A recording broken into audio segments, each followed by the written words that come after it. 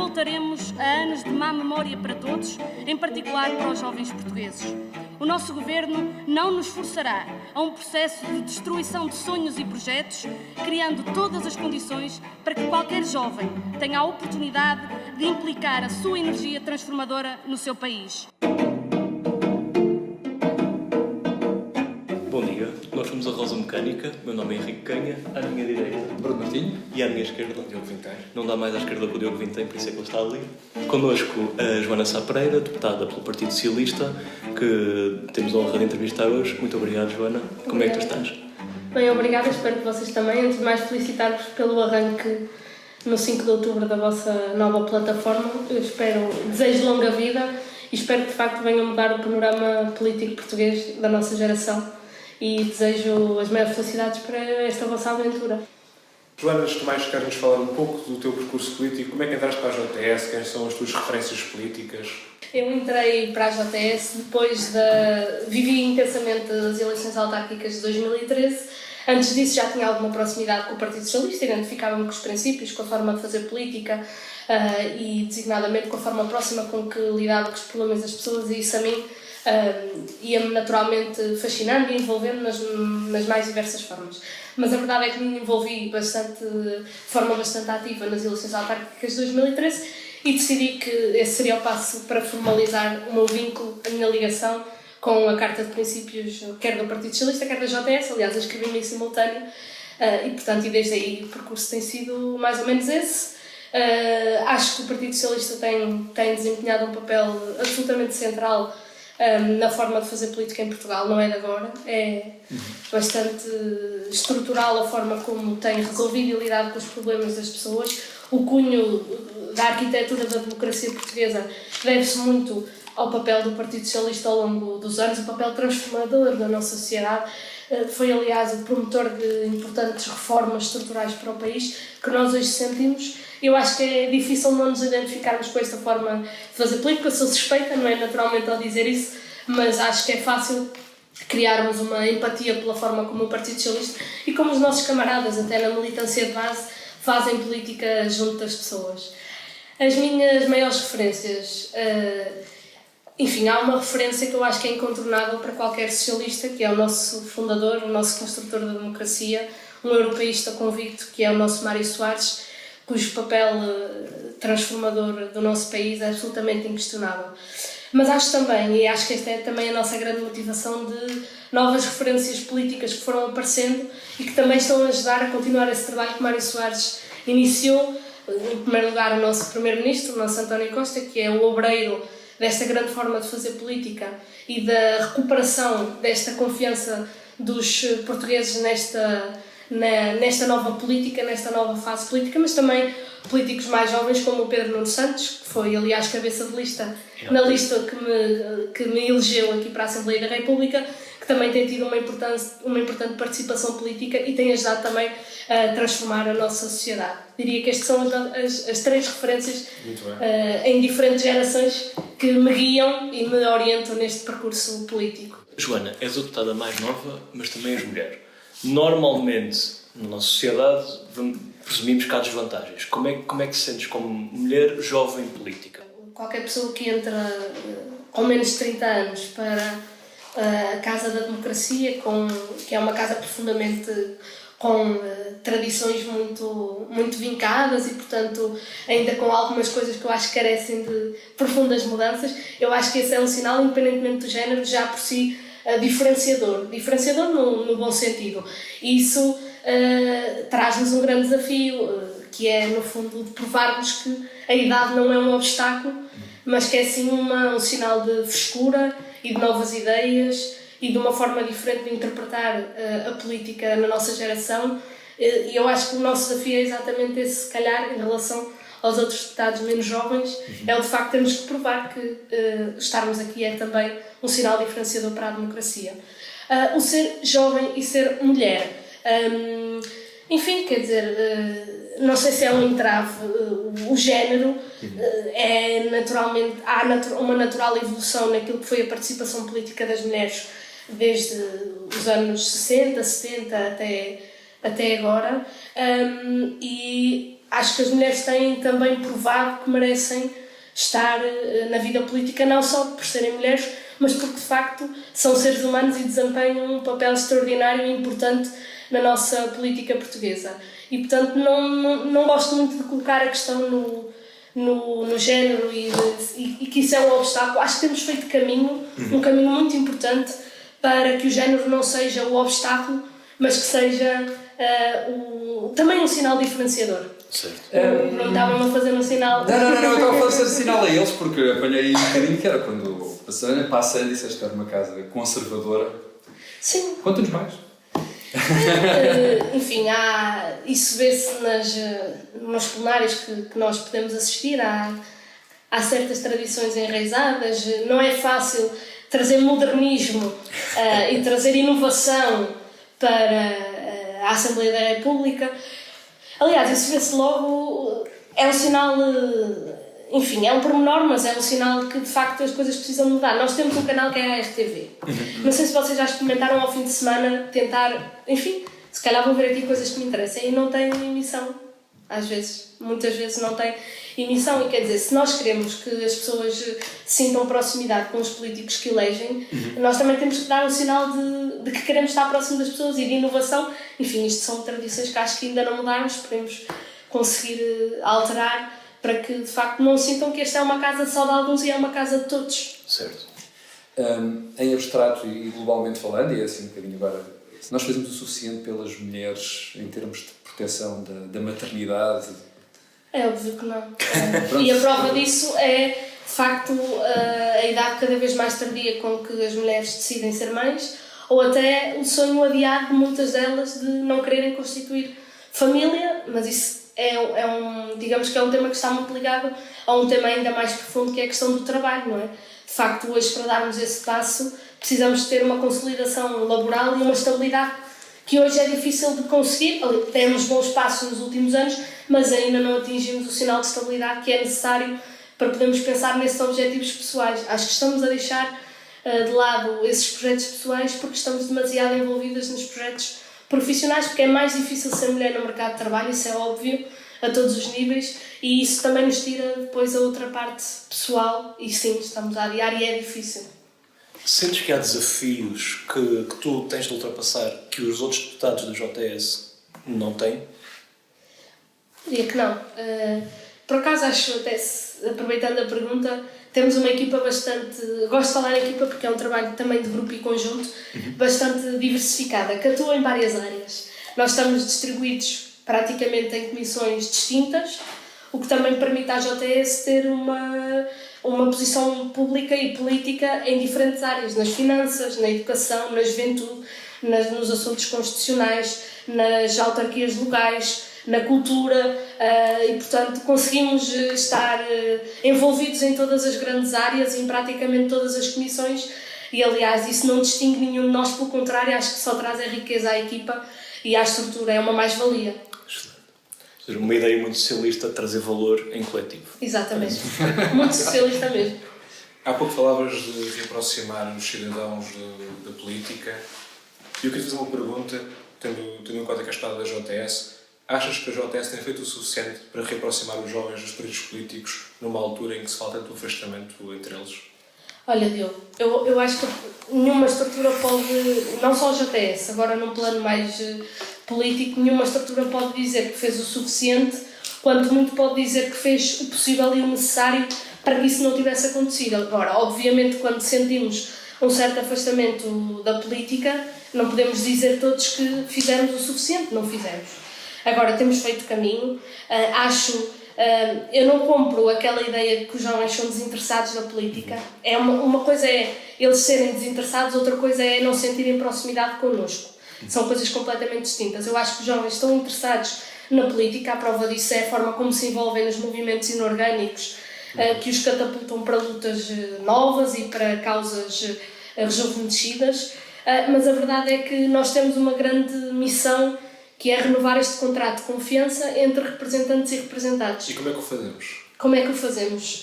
Esse é o desafio que nós temos entre mãos. mas eu acho que a proximidade se afere também na forma como nós dialogamos, como comunicamos e como nos disponibilizamos, Diogo.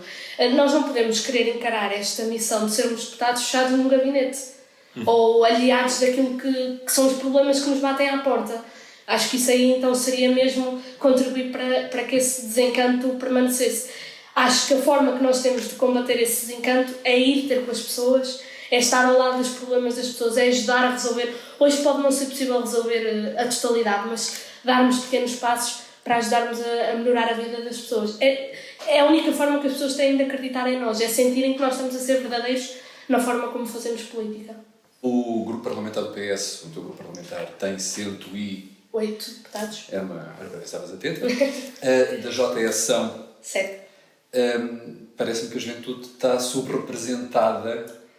Se isto fosse um corte da população portuguesa, da sociedade portuguesa com mais de 18 anos, pareceria que estávamos um bocadinho subrepresentados, com os jovens estariam um bocadinho subrepresentados. Estou a dizer bem, estou a dizer mal? Sim, mas ainda assim registra-se uma evolução da representação de há uns anos para cá, ou seja, eu acho que nós não conseguimos mudar problemas estruturais do dia para a noite.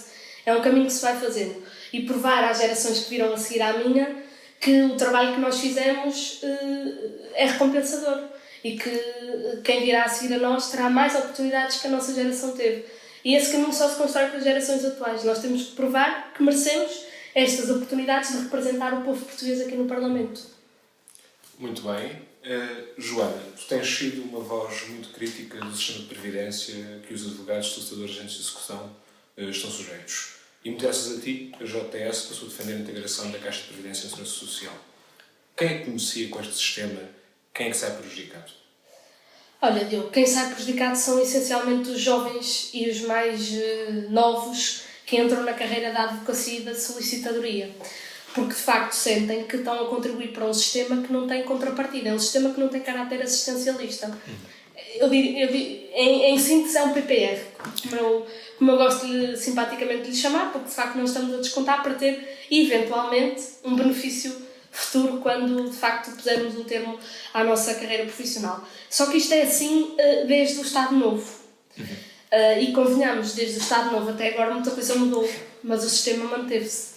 E, portanto, isto carece de uma reflexão bem profunda. E mesmo a própria advocacia e solicitadoria, nos últimos anos, mudou imenso.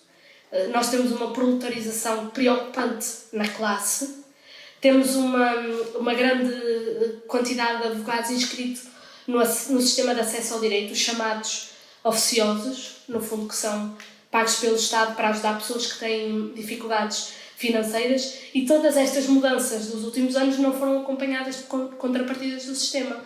Hoje, os beneficiários do sistema não têm praticamente apoio nenhum na maternidade nem na paternidade, é uma coisa residual, não têm apoio na doença, não têm apoio no desemprego, e isso, aliás, foi bastante visível durante a pandemia, com quebras abruptas da atividade que não foram acompanhadas de uma resposta por parte do sistema, e foi, aliás, o Parlamento que obrigou o sistema a dar uma resposta para estas pessoas.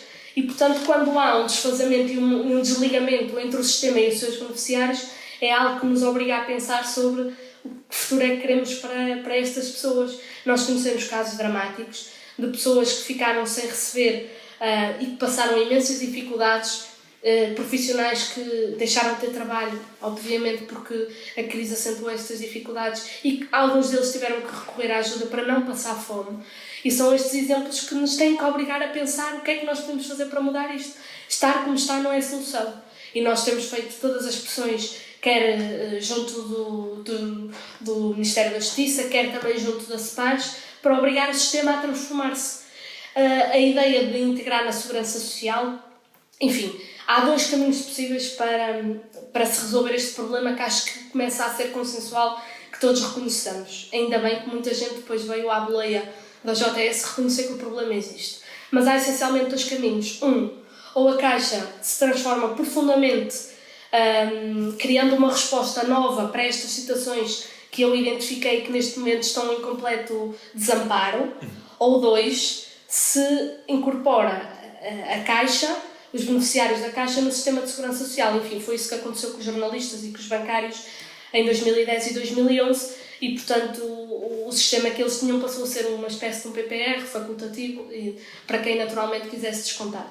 E, portanto, a JS, perante isto, entende que neste momento só conseguimos, perante uma Caixa que tem criado adversidades para os seus beneficiários, só o sistema público consegue dar uma resposta de forma a proteger estas situações, porque sabemos que a Caixa neste momento não está interessada em ajudar aqueles que neste momento passam mais dificuldades, os jovens como nós que entram na carreira e que todos os meses, independentemente do seu rendimento, esse é um problema da Caixa, é que os descontos são com base em rendimentos presumidos com base nos anos de atividades, ao contrário da Segurança Social, em que o desconto é feito com base no rendimento real, como eu acho que seria natural, e portanto a gente está a descontar acima daquilo que é o seu rendimento, com base numa presunção criada, e portanto o sistema é completamente anacrónico, eu diria até medieval, como aliás a sua origem o pode atestar, mas o que eu acho é que nós temos que fazer alguma coisa, e faremos, e estamos a fazer esse trabalho construtivo, porque também acho que a política não é só de show-offs, nem de soundbites, estamos a fazer esse trabalho construtivo muitas vezes sem câmaras, sem holofotes, para tentar ter ganhos para a vida das pessoas. Joana, se este sistema é manifestamente insuficiente e já não responde às necessidades dos seus beneficiários, porquê que ainda o temos? Já há falta de vontade política? A Caixa tem milhares de beneficiários. E só o facto de ter milhares de beneficiários é que justifica que o problema ainda não tenha sido resolvido. Em primeiro lugar, precisamos perceber o impacto que a integração na Caixa terá no sistema público, para o qual todos nós contribuímos naturalmente. E esse é o principal desafio, não é um obstáculo, é o desafio, é perceber o impacto e perceber de que forma é que conseguimos amparar este impacto que vai cair sobre todos nós, não nos enganemos nem nos iludemos quanto a isso, mas que necessariamente nos obriga a pensar de que forma é que podemos dar essa resposta. Agora, ela tem que acontecer, Diogo. Nós não podemos esperar mais, já passou tempo demais e, portanto, estamos a chegar a um ponto de não retorno. Há um compromisso, e tem havido nas audições regimentais, nós questionamos sempre a Ministra da Justiça e a Ministra do Trabalho, porque a tutela é partilhada, questionamos sempre sobre o ponto de situação. Aquilo que nos dizem é que está a ser feito o diálogo com a Caixa na tentativa de, pelo menos para já, procurar uma resposta imediata, porque, repara, um problema estrutural que se arrasta há décadas não se resolve de um ano para o outro. Até porque mesmo dentro da classe não é consensual, até porque há muita gente que beneficia, perguntavas-me há pouco e eu esqueci-me de responder, há muita gente que beneficia com este sistema, Diogo. Não nos enganemos quanto a isso. E, portanto, eu sei que havia a ideia de se fazer um referendo dentro da classe, não sei qual é o ponto atual em que isso está, mas eu acho que era importante perceber o que é que a classe sente quanto a isso e depois o Parlamento aparecer na fase de dar a resposta. Primeiro, perceber o que é que as pessoas pensam, qual é a solução que preconizam para este problema estrutural. E depois o Parlamento estar disponível para dar uma resposta a essa solução e a essa forma que os beneficiários, que são aqueles para quem nós temos que responder naturalmente, qual é a solução e o caminho que eles nos ditam. Bem, o que é que ainda falta fazer para democratizar o acesso à ordem e o acesso às profissões jurídicas? E já que falamos nisto, fará sentido abolir os exames de acesso à profissão? Olha, fizeste a pergunta de uma forma muito interessante, que é o que é que falta para democratizar.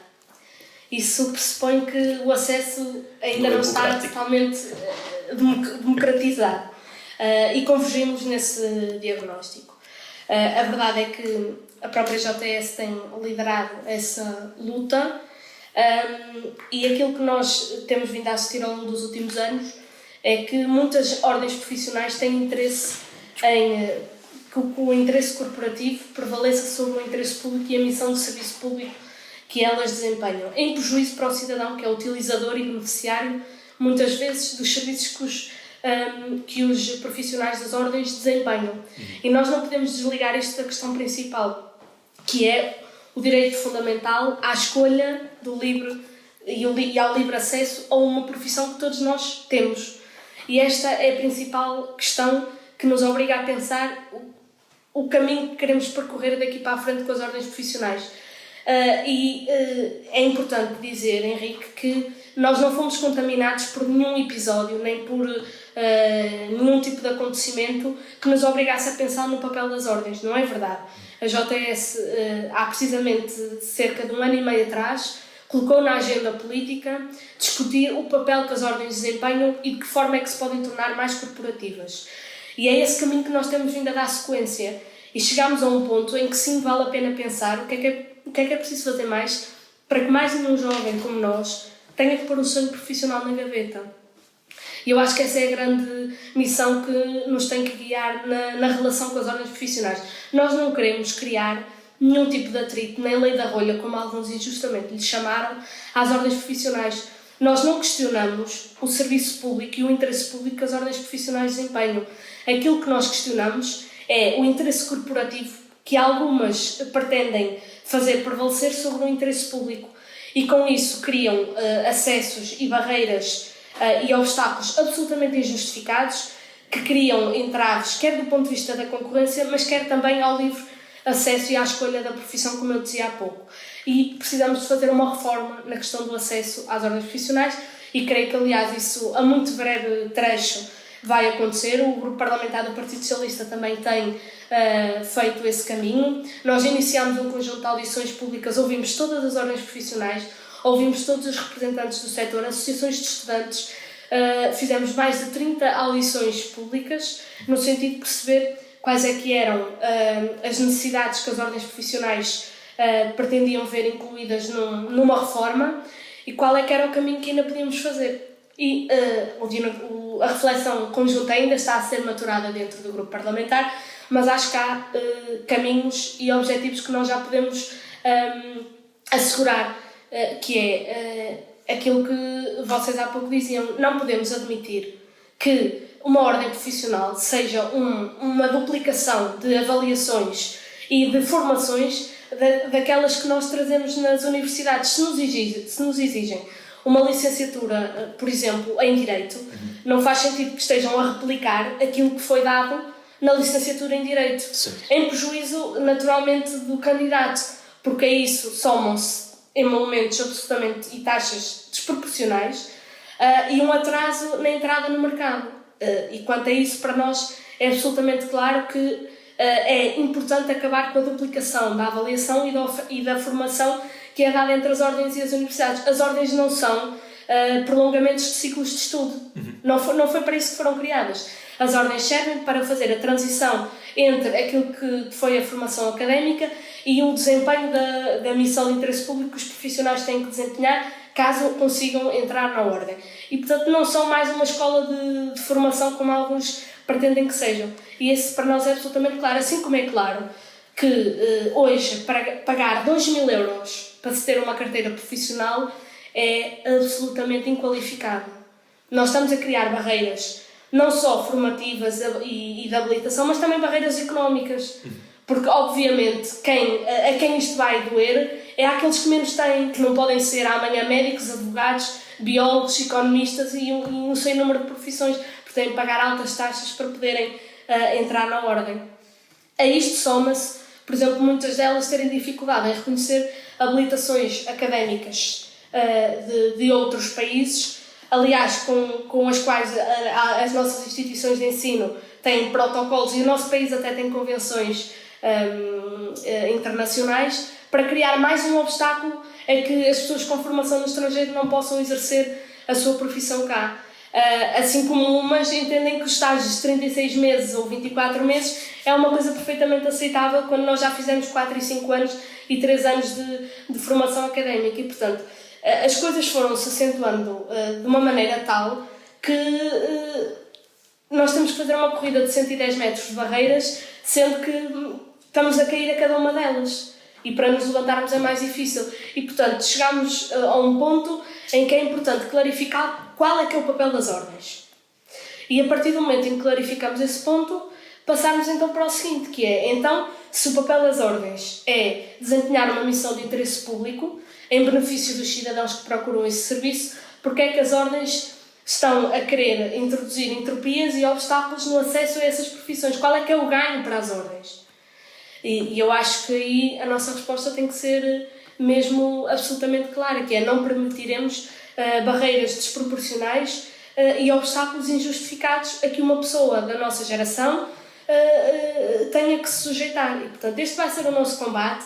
Podem fazer as pressões públicas que entenderem, nós não vamos baixar os braços. Este é um desafio e uma luta, porque eu acho que vale a pena todos nós lutarmos para que amanhã não tenhamos mais jovens como os que eu tenho, amigos meus que fizeram a formação comigo, que hoje não estão a trabalhar na área porque não conseguiram. E eu não quero que isto se volte a repetir. Joana, com a tua idade, vais-te estar a meter contra pessoas que estão a fazer isto há décadas. De onde é que vem a coragem para fazer isto? É a tua missão? Olha, eu não acho que é coragem, eu acho que é obrigação. É obrigação porque nós, quando nos disponibilizamos para estar na vida pública e nos dedicarmos a tempo inteiro à causa pública, as coisas não são feitas por espíritos e por